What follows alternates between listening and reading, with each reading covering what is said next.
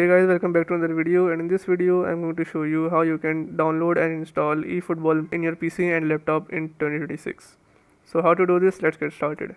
Make sure you have Steam installed in your PC. In order to install Steam, what you have to do is open any web browser you like. For my case, I'm just going to use Microsoft Edge and search for Steam download. Once you do this, just click on this download button which is below welcome to Steam. Just click on this and click on install Steam. Once you do this, this will install an installer for Steam, and after you run the installer, it will install Steam in the default location. Once the installation completes, you will find the Steam application on your desktop here. Just run this application and this will open your Steam. After opening Steam, you just have to search for eFootball and you'll see it here. Just click on this, scroll down a bit, and here you'll see play game or add to library. Just click on add to library, click OK, and go over to your library.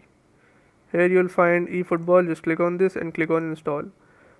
Now this will ask where to install it. Just select your directory and hit install. This will install the game completely and will be ready to play. So yeah, this is how you can download and install eFootball in your PC and laptop. Alright, that's it for today's tutorial.